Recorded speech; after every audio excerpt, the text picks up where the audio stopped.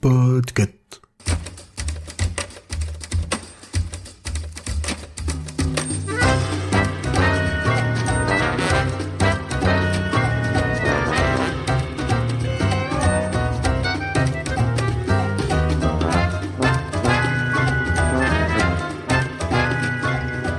Bonjour à toutes et à tous, vous écoutez bien Choix-Pitre, le podcast du label Podcut qui vous recommande des livres. Je suis Émilie et aujourd'hui je ne vais pas vous parler de Stephen King et en plus je ne suis pas seule, je suis accompagnée de Zéphiriel. Bonjour Zéphiriel. Bonjour Émilie. Comment vas-tu ? Ça va très bien, je te remercie. Merci d'avoir accepté mon invitation déjà et pour les personnes qui ne te connaîtraient pas, est-ce que tu pourrais nous dire déjà un petit peu où on peut t'entendre parce que tu es podcasteur ? Oui, c'est vrai, je suis podcasteur et on peut m'entendre entre autres dans des podcasts qui parlent de jeux de société, notamment Le Défaussé, où que je co-anime ça avec ma pote Alex toutes les semaines et éventuellement dans 6388 du label du Vaisseau Hyper Sensas. Très bien. Donc, comme je le disais, aujourd'hui, on va pas parler de King, on va pas parler non plus de jeux de société, on va parler du roman La Horde du Contrevent, de l'auteur Alain Damasio. Petite précision, on est sur un format court de 20-25 minutes, on est sur un podcast de reco, donc on n'est pas là, on peut en faire une critique constructive, mais on n'est pas là pour le critiquer vraiment négativement, parce que si on est ici pour en parler, c'est qu'on l'a aimé. Et surtout, on va pas spoiler. Ou si on a l'impression qu'on va dévoiler un petit élément qui spoile un petit peu, on précise, mais le but c'est vraiment de dire ce qu'on a aimé, pourquoi on l'a aimé et pourquoi les gens pourraient l'aimer, sans forcément spoiler l'histoire. D'accord. Est-ce que en termes de spoil, on parle de temps de lecture, c'est en se disant ok, on peut parler du premier quart du bouquin en se disant que c'est toujours pas du spoil, ou est-ce que c'est déjà trop ? Il faut éviter d'être précis dans les événements. D'accord, ok, ça me va. Voilà. Et au pire, si tu spoil, je te le dirai et je te couperai en montage. D'accord. Parce que c'est moi qui monte derrière, donc je peux couper ce que je veux. Okay. Et en gros, je peux transformer ce podcast en un monologue sur l'ordre du contrevent d'Alain Damasio, si ça me chante. Je parlerai sur ta voix. Pour faire un peu quand même une fiche Wikipédia rapide de l'œuvre, c'est une œuvre qui est sortie en 2004, qui est classée science-fiction. On pourra revenir là-dessus. Moi, j'ai un souci avec le terme de SF parce que pour moi, après, je pense que j'ai une vision erronée de la SF où je vois juste des vaisseaux qui font piou-piou. Oui, ouais, on peut redéfinir le genre. C'est un débat quasi infini en vrai. De toute façon, SF, mais on reparlera de l'univers et un sûr. peu de l'histoire, donc on verra dans quel type de SF ça se case. Donc c'est écrit par Alain Damasio et dans sa première édition, le livre il était accompagné d'un CD qui constituait la bande originale et ça a été un gros succès commercial et critique. Ça on pourra revenir un peu dessus et ça a remporté le Grand Prix de l'Imaginaire en 2006, qui est vraiment pour le coup une reconnaissance assez forte du milieu de la littérature imaginaire. Oui. Ouais. Pour la bande-annonce, on la trouve encore en ligne, je crois, doit être sur YouTube. La bande originale. La bande originale. Ouais. Bande originale. On doit pouvoir la trouver. Moi, je l'ai absolument pas lu avec, et je crois même l'avoir jamais écouté depuis. Donc c'est un petit truc qui me manque éventuellement, mais je trouve que je pense que ça fonctionne plus sur le côté commercial de dire regardez, il faut écouter ça avec pour avoir l'ambiance. C'est plus du marketing que de l'expérience en soi, mais je demande à être convaincu là-dessus, perso. Quoi. Moi, je crois que je l'avais cherché sur Spotify et que c'était pas dessus et que j'avais fini pour les moments où je lisais un peu sur mon canapé, ce qui est pas du tout mon schéma de lecture habituel, où du coup, je lisais la bande-annonce, enfin la bande originale de Dune, ouais. Qui est, pour moi, ça me rappelait un peu cet univers-là et au final, ça m'allait. Après, le souci, c'est que les grosses musiques épiques de Dune, quand tu les lis pas dans un truc où il se passe pas de trucs épiques dans le bouquin, ça te déconnecte un petit peu au final et je pense que sur la bande originale, moi je suis curieuse d'avoir des retours pour les personnes qui nous écoutent, qui l'ont lu avec, mais nous c'est pas notre cas. Oui, clairement, je suis assez d'accord. Pour revenir sur le côté SF, je suis clairement pas d'accord en vrai sur le tag. Moi, je le mettrais plus en fantasy pure parce qu'il y a beaucoup de choses qui attraient plus à la fantasy qu'à la SF. Il y a notamment un peu je vais pas dire de magie pure et dure, mais il y a un peu ce côté un peu surnaturel, ambiant, qui se précise au fur et à mesure de la lecture, qui est présent. Et rien que pour ça, pour moi, je le cale en fantasy. C'est pas de la science-fiction. Pour donner ma définition de la science-fiction, c'est en général quelque chose qui va tirer un trait précis du futur à partir de notre présent, en fait. C'est en disant, ok, aujourd'hui, on n'a pas de vaisseaux spatiaux, mais on sait qu'on a la technologie pour, à un moment, éventuellement y arriver, et on va tirer ce trait pour dire, ok, on va arriver à Star Trek, qui est de la hard SF, pour être plus précis. Mais du coup, voilà, Star Wars, c'est pas de la SF, c'est du space opéra. Enfin, il y a tout un truc là-dessus. Et du coup, ce truc-là, en fait, comme il y a rien qui est défini sur la Horde du Contrevent, on sait même pas dans quelle planète on est en vrai. En fait, il y a rien qui définit la SF à mon sens là-dessus, quoi. Je sais pas ce que tu en penses. Ouais, alors ça, on reviendra dessus sur l'univers de l'Ordre du Contrevent, qui est quand même assez particulier, notamment dans la façon dont c'est narré. Et aussi, moi, ma première approche du bouquin, c'est qu'on me l'a conseillé parce que je lisais La Tour Sombre et que je disais, en fait, j'aimerais lire plus de fantasy, plus d'univers un peu épique. Et sans tomber dans des trucs qui durent, qui font encore des dizaines de tomes, où j'ai vraiment la flemme de lire ce type de roman et où on m'avait beaucoup conseillé l'Ordre du Contrevent, en fait. Et en fait, on m'aurait dit c'est de la SF, j'aurais fait non, c'est pas du tout ce qui m'intéresse. Toi, tu parlais de Star Trek, ça m'intéresse pas. Star Wars, ça m'intéresse un petit peu, mais pas tant que ça. Donc je pense que je l'aurais pas lu. Ouais, je veux complètement. Pour finir un peu le côté wiki, est-ce que toi, tu identifies des trigger warnings dans l'Ordre du Contrevent ? Non, on a un peu parlé en off. En vrai, j'en vois pas des masses. Il y a pas de sexe, il y a pas de viol, il y a pas de drogue, il y a pas de trucs violents. Non. Alors définir violence là-dessus, il y a des choses moralement assez intenses, mais c'est pas on rentre pas dans la violence à mon sens. Donc non, je n'en vois pas. Non, on a un personnage qui est extrêmement sexiste, mais parce que c'est un macho avec le crâne un peu vide sur ces sujets-là et qui rentre dans le cadre de son personnage et qui est pas du tout. En fait, c'est assez bien écrit pour comprendre que c'est le personnage et que c'est pas la retranscription d'une pensée de l'auteur. Oui. Donc ça passe en fait. On peut faire des personnages sexistes, c'est pas interdit même en 2022. Non, j'ai pas de trigger warning non plus là-dessus. Okay.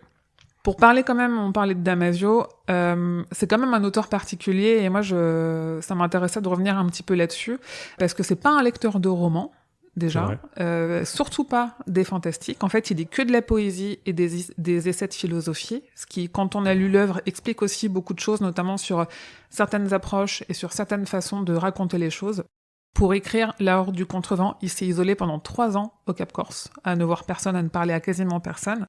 Il a dit que en écrivant La Horde du Contrevent, la question à laquelle il voulait répondre, c'est qu'est-ce qu'être en vie ? Ça, je pense un jour peut-être qu'on fera un épisode complètement spoiler là-dessus pour voir si à la fin il a réussi à y répondre. Et il a une approche vraiment très particulière de la fiction parce qu'il a dit qu'en fait il écrivait pas pour divertir ni pour faire rêver ou pour, je cite, créer de l'émotion, ce Graal à la con. En fait, il écrit pour que le lecteur en sorte transformé, intellectuellement remué, énergétiquement plus habitué et éveillé. Et en fait, il écrit pour qu'il ait un peu plus envie de vivre en sortant de ses livres. Je trouve que c'est super profond, et moi, c'est pas du tout mon approche que j'ai de la littérature. Mais je pense que quand tu le relis ou quand tu te penches un peu plus sur les messages de l'Ordre du Contrevent, il y a peut-être un petit peu de ça. Je pense tu m'aurais posé la question il y a 3-4 ans, je t'aurais dit c'est ouf ce qu'il fait, et son point de vue là-dessus sur le pourquoi il écrit et ce qu'il a envie de faire pour transformer les lecteurs et ainsi de suite, c'est schématiquement fort, je trouve. Maintenant, après avoir écouté pas mal de personnes en parler, des auteurs en parler autour de ça et tout, je me dis c'est royalement chiant aussi en fait, parce que c'est délicat. En fait, sa position à lui au moment où il écrit, je suis persuadé qu'elle est vraie. Je suis persuadé qu'au moment où il tape ses mots sur la machine et qu'il s'isole pendant 3 ans en tapant son truc, il se dit voilà ce que j'ai envie que les gens ressentent. Malheureusement, je trouve que il y a un côté très égocentré là-dedans parce que en vrai, au moment où toi tu lis ce roman-là, tu le prends d'une façon très fraîche en disant j'ai envie de lire un roman de fantasy qui va me parler d'une bande de gars qui vont faire quelque chose, et c'est exactement ce que tu lis. Et à la fin, la théorie ou son pressenti qu'il a voulu injecter dedans, si tu te renseignes pas autour de l'œuvre et si tu vas pas te renseigner sur l'auteur et ce qu'il a voulu en faire, en fait je trouve pas que tu vas le ressentir, et c'est délicat, je trouve. Presque un peu présomptueux parfois mais c'est pas négatif en soi, parce qu'encore une fois la perception de l'auteur au moment où il écrit son truc est vraie, mais je trouve ça assez fort de café en fait, de se dire pourquoi je fais ça et qu'est-ce que je veux que les gens en ressortent. Mais je pense que c'est valable pour tous les auteurs, hein. Chaque personne qui écrit un truc a une volonté derrière tout ça en fait. Pour les auteurs et pour les personnes qui les lisent, moi typiquement quand ma façon de consommer les produits culturels, c'est typiquement du divertissement, et j'ai vraiment, si on en parle là, c'est quand même parce que c'est une de mes meilleures lectures de l'année 2022. Et du coup, j'ai voulu pousser un petit peu plus, voir ce qu'on pouvait dire autour, ce qu'on pouvait dire sur cette œuvre. Donc, j'ai lu L'étoffe dont sont tissés les vents, qui est un livre qui analyse La Horde du Contrevent. Et en fait, je me suis rendu compte que moi, c'est pas du tout cette approche-là que j'ai envie d'avoir du livre. Ouais. Et que j'adore l'histoire, que j'adore les personnages, que j'adore les messages que j'en perçois. Et que j'ai pas envie de faire un truc qui va aller dire, donc là, il a dit ça, ça veut dire que ça, donc l'auteur a voulu retransmettre ça. Et que ce soit vrai ou pas, peu importe, moi, c'est pas ce que j'ai envie de savoir. Mais ce que je trouvais intéressant, c'est, moi, l'Ordre du Contrevent, je l'ai connu parce que, en fait, on me l'a conseillé, ça fait plusieurs années qu'on me le conseille parce que j'adore la Tour Sombre et que j'adore des univers un peu comme ça, et qu'on me dit, en fait, il faut que tu lises l'Ordre du Contrevent, c'est un peu un passage obligé dans ce type de littérature. Et en fait, ça me suffit, et j'ai pas envie d'aller plus loin que ça. Ouais, en fait, c'est bizarre. Enfin, tu vois, tu parles de la Tour Sombre, c'est intéressant parce que du coup, mon approche. Alors, j'ai lu l'Ordre du Contrevent il y a vachement plus longtemps par rapport à la Tour Sombre que j'ai lu cette année. Mais du coup, c'est un des seuls livres que j'ai réussi à relire, l'Ordre du Contrevent. Pas entièrement, mais je l'ai relu en grande partie. Et du coup, qui m'a donné une deuxième lecture un peu différente parce que connaissant l'histoire, tu as forcément une relecture qui est un peu différente, mais qui est pas empreinte de ce que j'appelle de méta, en fait. Au final, et je fais la comparaison avec Tour Sombre parce que finalement c'est toi qui l'as amené. J'ai pas voulu le faire de base, hein. C'est pas moi qui l'ai amené. Il y serait arrivé par un moyen ou un autre. Mais tu vois, finalement la Tour Sombre, pour moi c'est empreint de méta parce que voilà, quand on sait que ce qu'est la Tour Sombre par rapport à Stephen King, c'est normal. Mais du coup là, tu vois. Du coup, tu as un auteur, Damasio, qui se dit « Je veux qu'à travers cette lecture, les gens puissent fondamentalement changer et voir différents niveaux de méta dans leur vie par rapport au bouquin. » Alors qu'en vrai, ça transpire absolument pas, à mon sens, c'est ma perception toujours. Donc je trouve ça, c'est pour ça que je dis c'est un poil présomptueux de sa part, mais sûrement très vrai. Et on peut en faire un parallèle sur tout plein de choses de produits culturels. Matrix en tête, parce que j'ai écouté un truc de Matrix ce matin, mais clairement oui, c'est plein de choses de ce genre, quoi. Mais il y a des lecteurs et des lectrices qui, eux, liront ça et eux trouveront ça. Exactement. Ça n'a pas été notre cas pour autant. C'est vrai. Alors, j'y reviendrai après, mais le fait de le relire, moi, je pense que si je relisais La Horde du Contrevent, c'est plus par un kink de l'amour d'une belle écriture. Ça, je pense qu'on va en reparler parce que, enfin, en tant que lectrice assidue de Stephen King, maintenant, je le lis en anglais parce que je suis dégoûtée de la qualité de ses traductions, qui non seulement ont des coquilles, en plus ont des gros soucis d'interprétation. Donc, non seulement c'est pas son style, mais il y a plein de passages où c'est pas du tout son intention non plus. Et là, moi, le truc qui m'avait frappé en ouvrant l'Ordre du Contrevent, en lisant les premières pages, je me suis dit, ok, déjà, c'est un auteur français, c'est écrit en français, ça se sent. Et en plus, c'est un auteur avec un talent dément, quoi. Ah bah, il a l'amour des mots, hein, clairement. Donc, on va y revenir. Je voulais juste, pour finir cette grosse intro, si tu devais faire l'intrigue, si tu devais dire, voilà, en fait, l'Ordre du Contrevent, ça raconte ça, sans spoiler. Ouais. C'est quoi l'intrigue de l'Ordre du Contrevent, en fait? C'est impossible. C'est impossible. J'ai pas le bouquin sous les yeux, mais j'ai plus le 4e de couve. En fait, je sais même plus ce qu'on m'a dit quand on me l'a vendu en disant faut que je le lise. J'ai plus en tête ce qu'on m'avait dit là-dessus. Et en vrai, je pense que on a juste dû me dire, et c'est ce que je vais retranscrire, c'est tu suis un groupe de personnes qui part en mission pour se battre contre du vent, ce qui est très Don Quichotte quand on le dit comme ça, mais c'est un peu ça. C'est juste en fait une quête, c'est plus une quête initiatique d'un groupe pour trouver les mystères de leur vie, en fait, les mystères dont est empreint leur vie, dans le sens la vie de la société dans laquelle ils vivent. En fait, ils partent à l'extrême amont, ce qui est la source du vent. Ouais. Et en fait, il faut l'idée, c'est il y a un truc que j'avais pas compris tout de suite, c'est qu'il y a les moyens technologiques, et c'est là où c'est peut-être de la SF, d'aller à l'extrême amont autrement qu'à pied et qu'en affrontant les vents qu'ils vont affronter. Mais en fait, eux, pour trouver l'origine des vents à l'extrême amont, on leur a appris, parce que c'est la 23e horde, je crois. Non, ils sont 23, mais je crois qu'il y a déjà plus de 30 hordes. 30 ? Ah, j'ai un doute, ouais. Mais il y en a énormément. Il y en a eu beaucoup avant. Des générations de hordes, ouais. Eux, ils sont formés depuis l'enfance pour aller affronter les vents et remonter jusqu'à l'extrême amont. Et en fait, il faut qu'une fois arrivés là-bas, ils aient rencontré toutes les formes du vent. Et c'est là où je me dis, il y a un aspect très philosophique de se dire, tu accomplis une quête avec un but précis, mais il faut que tu aies passé des étapes.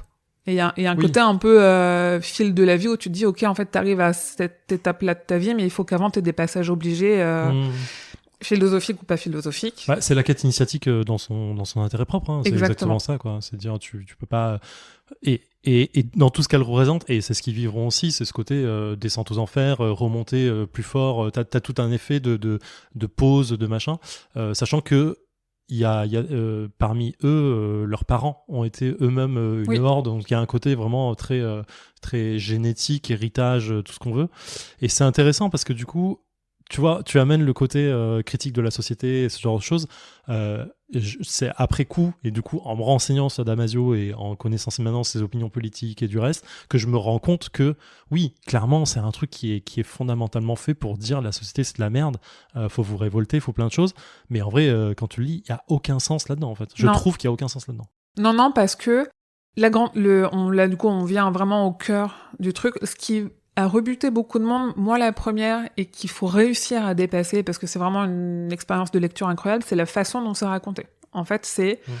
alors déjà, ça je comprends pas forcément l'intérêt, mais c'est paginé comme un compte à rebours, en fait. Ça, je trouve ça génial, mais... Ouais, moi je vois pas l'intérêt du truc, en fait. Moi j'ai le livre dans la main, je vois très bien que la fin elle arrive, j'ai pas besoin qu'on me fasse une pagination à rebours. Tu vois, en fait c'est ça.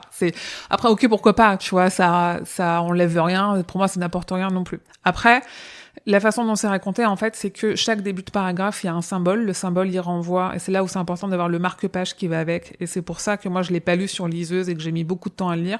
En fait, le symbole, il renvoie à un personnage. Donc ça veut dire que chaque paragraphe est raconté du point de vue de ce personnage-là. Et c'est là la force de Damasio, que c'est pas juste, en fait, un narrateur comme un autre, c'est...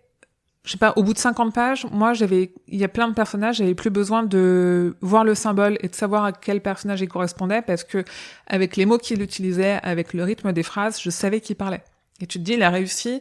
Alors, sur 23, en fait, c'est pas aussi chaotique que ça, parce qu'on en a 6 ou 7 qui parlent 70% du temps. Les autres, ils parlent un petit peu moins, donc c'est beaucoup moins chaotique, on s'y perd beaucoup moins que ce qu'on penserait. Mais il y a vraiment ce truc de, ok, en fait, il a réussi à écrire quelque chose où non seulement on a un univers qui n'est donné que du point de vue de ces personnes-là, donc qui est forcément biaisé, et c'est là où je recoupe avec ce que tu disais, de se dire que, en fait, il n'y a pas de critique de la société, mais parce que eux, pas une seule fois, ils remettent en cause, en doute, leur quête, en fait. Dès l'enfance, ils sont matrixés pour dire, tu vas aller affronter les vents, aller jusqu'à l'extrême amont, trouver l'origine des vents, et peut-être que tu y arriveras pas. Et du coup, en fait, nous, ce qu'on lit, c'est le scribe qui retransmet tout, parce qu'il faut pouvoir, s'ils meurent, laisser leur trouvaille aux personnes qui vont arriver derrière eux, à la horde d'après. Et en fait, ils sont dans leur univers, et nous, ce qu'on sait de l'univers, c'est ce que eux nous en disent, quoi. Ouais, il y a un effet. En plus, il y a un double effet qui est assez cool, qui est une forme d'ironie dramatique là-dedans, c'est de se dire, comme tu vois un point de vue à chaque fois différent de chacun, la perception va énormément changer. Donc, c'est-à-dire que deux points de vue sur un même effet va être complètement différent, bien évidemment. Mais en plus, tu vas avoir toi des connaissances qui sont globales, parce que tu connais entre guillemets le point de vue de tout le monde, mais du coup tu vas avoir certains secrets de chacun qui ne sont pas dits à d'autres, qui vont du coup avoir un effet plus tard dans le roman, et tu le sais parce que le fusil de Chekhov oblige, quand tu te dis un truc il faut qu'il soit utilisé plus tard. Et du coup je trouve ça intéressant la façon dont c'est monté, et c'est là où effectivement Damasio est très fort, c'est qu'il arrive, comme tu le disais très bien, à donner ce sentiment que c'est un autre personnage qui parle. Alors, tous les écrivains sont très bons là-dessus, hein, mais je trouve que c'est fort sous forme de journal, de donner cet intérêt. Moi, ça n'a pas été le point le plus difficile à passer, ce truc de il faut reconnaître qui parle et qui est le truc. J'avais en plus une édition qui était un peu différente, parce que j'avais une page... comment ça s'appelle ? Un rabat. Oui, un rabat, voilà. Un rabat avec effectivement les trucs dedans, donc j'avais pas de souci. Mais... moi, ce que j'ai trouvé difficile, c'est peut-être je veux dire le premier quart, un peu moins que ça, je veux dire le premier dixième du bouquin, où je lisais, je ne comprenais pas ce que j'étais en train de lire, en vrai.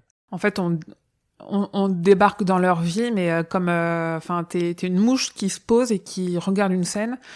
Et moi j'adore les bouquins qui commencent comme ça, parce que j'ai assez confiance, surtout là on me l'a tellement recommandé, ce livre-là, je me suis dit à un moment donné je vais comprendre. Et ce truc où oui, ok, il commence dans une scène d'action, et en fait il y a plein de films aussi qui commencent comme ça, et c'est là où c'est alors c'est pas cinématographique, parce que Damasio, il décrit pas. En fait, c'est très évocateur.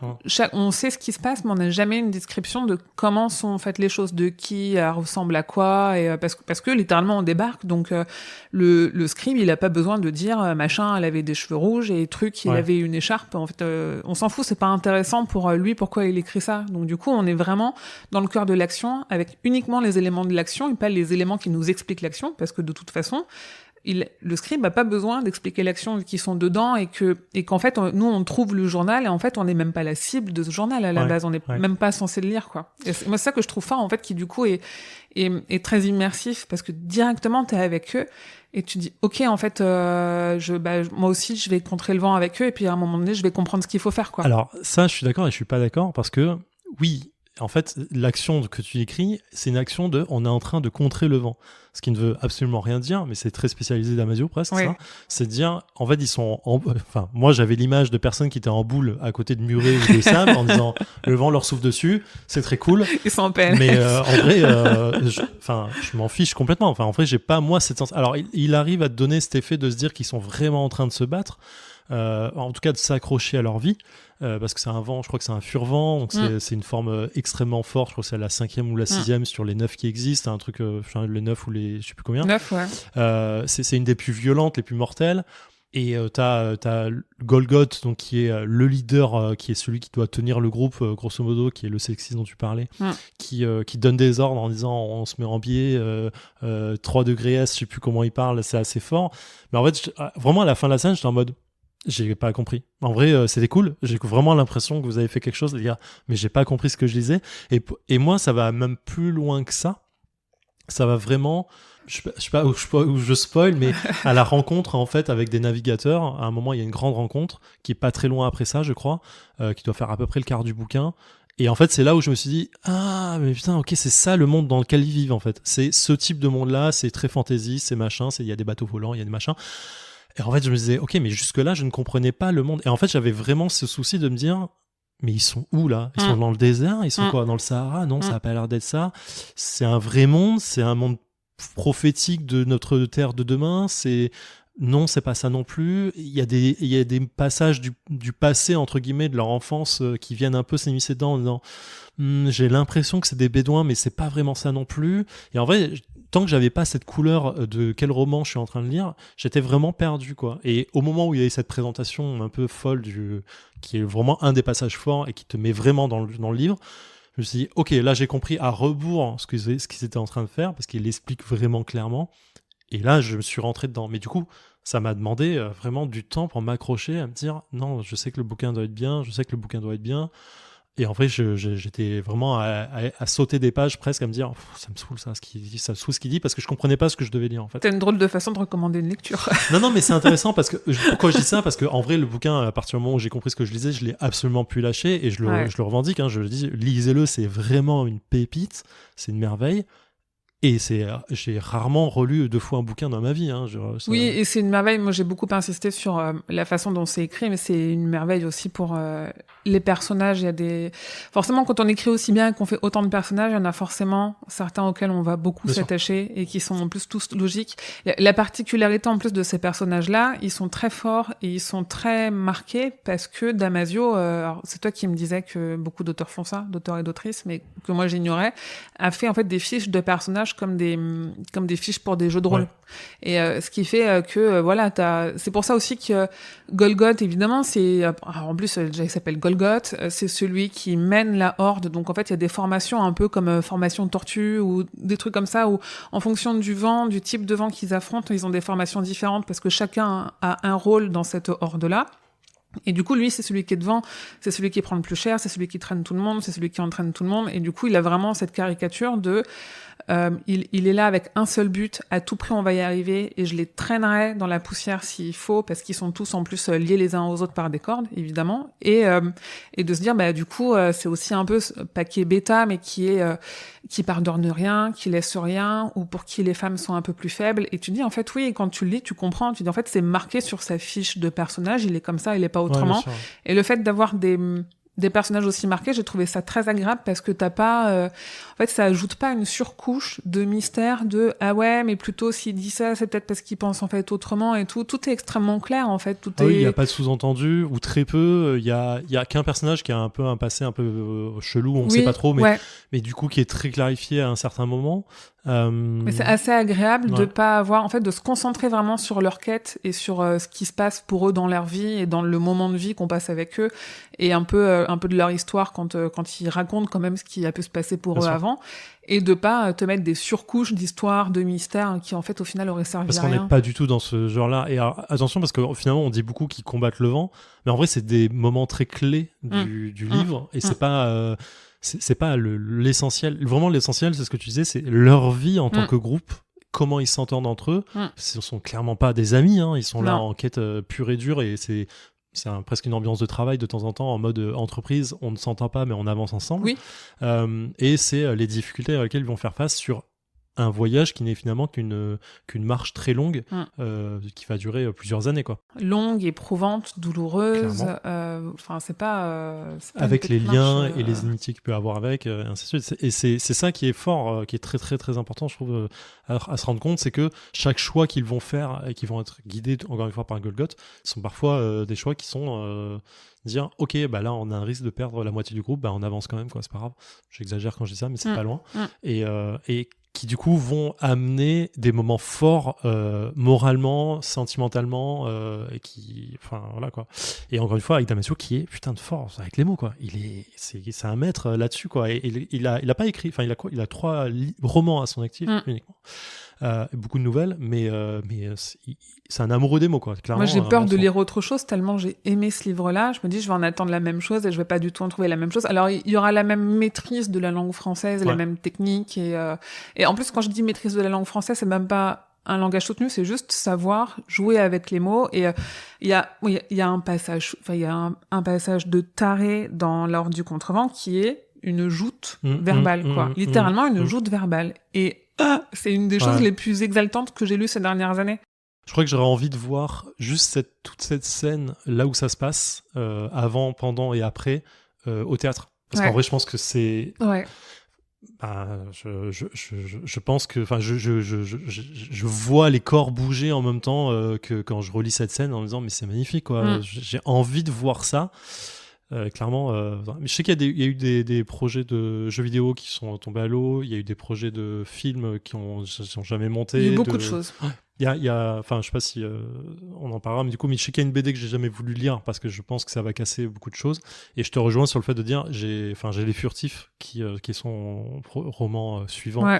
Qui doit être sur ma table de chevet, que j'ai ouvert au premier chapitre, que j'ai jamais voulu lire, parce que effectivement j'ai peur d'en attendre beaucoup trop par rapport à ce que j'ai lu. Ouais, moi aussi je pense que, vu que j'ai lu, alors maintenant que j'ai retrouvé le bouquin, c'est L'étoffe dont sont tissés les vents d'Antoine Saint-Épondil. Alors déjà, non seulement moi j'avais pas envie au final de trop essayer d'expliquer tout ce que j'avais ressenti. Pour moi c'était un peu trop... sur l'aspect philosophique du bouquin, je me dis j'ai ressenti plein de trucs et j'ai pas envie forcément de les identifier. À la fin, il fait quand même un index des adaptations. Il y a des adaptations en musique, avec notamment des projets de... alors j'avais lu un truc sur une espèce de fiction sonore avec juste des bruits de vent dans des instruments, des trucs très très ambitieux, pourquoi pas. Il y a du spectacle vivant, là il y en a 5 qui sont listés. Il y a des films, enfin il y a un court-métrage et un film d'animation, mais qui a été abandonné.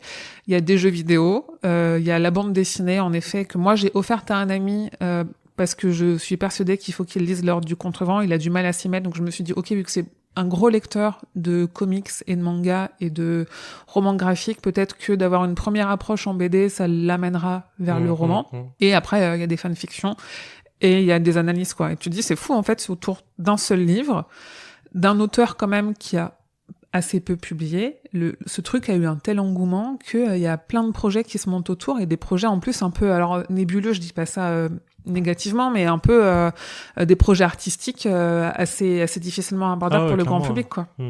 Tu vois, le projet jeu vidéo, en fait, je pense qu'il y a aussi un côté très... parce que Damasio, il a écrit du jeu vidéo aussi pour Remember Me, qui est fait par un studio français, qui était superbement bien écrit, et du coup je pense qu'il y a un peu cette approche là, mais encore une fois, j'ai peur que ce soit ce genre de choses qui donne encore une vision différente et qui n'est pas la vision que toi, tu as envie d'avoir à chaque fois sur un truc. C'est vraiment très délicat quand tu es accroché à une œuvre de se dire « Ah, c'est pas moi la vision que je voulais avoir de ce genre de truc. » Ouais, surtout que, comme on le disait, c'est plus évocateur que descriptif. Et en plus, est-ce que nous, la façon dont on consomme lors du Contrevent, quand on lit le roman d'Alain Damasio, c'est on a le témoignage des événements par des personnages différents. Et du coup, si quelqu'un l'adapte d'une façon ou d'une autre, on va voir son témoignage à lui, du témoignage des événements. Donc c'est sa perception à lui de, en fait, lui il m'a raconté ça, donc j'en ai compris ça, mais peut-être qu'à côté, l'autre il en a compris autre chose. Et c'est ce qui est trop bien avec ce bouquin, c'est que tu te l'appropries aussi beaucoup.